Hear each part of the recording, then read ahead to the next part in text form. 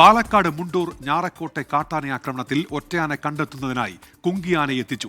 പാലക്കാട് ധോണി ക്യാമ്പിലെ അഗസ്ത്യൻ എന്ന കുങ്കിയാനയാണ് ഞാറക്കോട്ട് എത്തിച്ചത്. കുങ്കിയാനയെ ഉപയോഗിച്ച് ഒറ്റയാനെ കാട്ടിലേക്ക് തുരത്താനാണ് വനം വകുപ്പ് ഇപ്പോൾ ലക്ഷ്യമിടുന്നത്. സൂരജ് സജി മുണ്ടൂരിൽ നിന്ന് വിവരങ്ങളുമായി ഇപ്പോൾ ചേരുന്നുണ്ട്. സൂരജ്, എന്തൊക്കെയാണ് വിവരങ്ങൾ?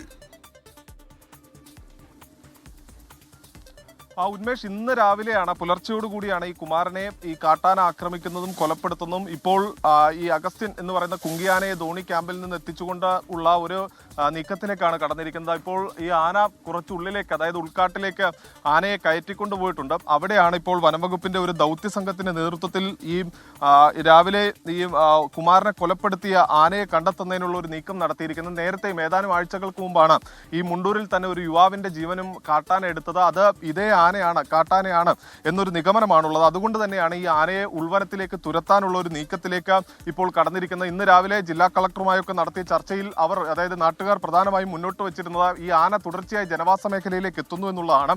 അത് ഈ അടുത്ത കാലത്തെ കണക്കുകൾ സഹിതം ഈ നാട്ടുകാർ ഇന്ന് ഇവർക്ക് മുന്നിലേക്ക് നിരത്തുന്ന ഒരു സാഹചര്യം ഉണ്ടായിരുന്നു. 3 പേരാണ് കഴിഞ്ഞ മാസങ്ങളുടെ ഇടവേളകളിൽ, ഈ 3 പേർക്കാണ് ഇവിടെ ജീവൻ നഷ്ടമായത്.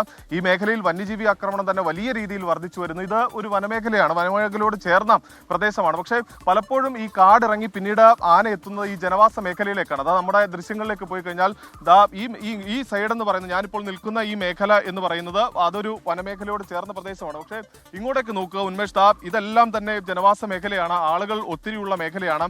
ഇങ്ങോട്ടേക്ക് രാത്രികാലമായി കഴിഞ്ഞാൽ ഈ ആനകൾ ഉൾപ്പെടെ ഇറങ്ങി വരുന്ന ഒരു സാഹചര്യമുണ്ട്. അതുകൊണ്ടാണ് ഈ കുങ്കിയാനകളെ എത്തിച്ചുകൊണ്ട് ഈ ജനവാസ മേഖലയിൽ നിന്ന് ഈ കാട്ടാനകളെ മാറ്റാനുള്ള ഒരു നീക്കത്തിലേക്ക് പോയിരിക്കുന്നത്. ചേട്ടാ, വലിയ ഭീതിയിലാണല്ലേ ആളുകളെ സംബന്ധിച്ച്? ഒരു കുഴപ്പമില്ല, ഒരു പ്രശ്നമില്ല. അപ്പൊ ഇവിടെ ശീലായി ഇനിയിപ്പോ ഇന്നലെ ഇപ്പൊ നമ്മളെയും ഒരു നിങ്ങളെയും ചിലപ്പോൾ ഇതാവും. അതായത് ഇത് കണ്ട് ശീലായി ഒരാളുടെ ജീവൻ പോയി. അതിലൊന്നും കാര്യമൊന്നുമില്ല. ഇനിയിപ്പോ നാളെ എല്ലാവർക്കും പോകാതെ സംഭവിക്കുള്ളത്. പക്ഷെ ഒന്നും കാര്യമൊന്നുമില്ല. ടി വിക്കാർ വെറുതെ എന്താ പറയുക, കുങ്കിയാനെ കൊണ്ടുവന്ന് പറയാം. എത്ര കുങ്കിയാനെ കൊണ്ടു നിങ്ങൾ? ഒരു കുങ്കിയാനെ കൊണ്ടുവന്നുണ്ട് ഇപ്പൊ അവര്. എത്ര കുങ്കിയാനെ കൊണ്ടുവന്ന് പറഞ്ഞു. എന്നിട്ട് എന്താ കാര്യം? എന്താ ഫലം ഉണ്ടാവുന്നില്ല. അപ്പൊ ഇത് എന്തോ ഒരു ശാശ്വത പരിഹാരമായിട്ട് പറയുന്നത്? ഒന്നുമില്ല, ശാശ്വത പരിപാടിയൊന്നുമില്ല.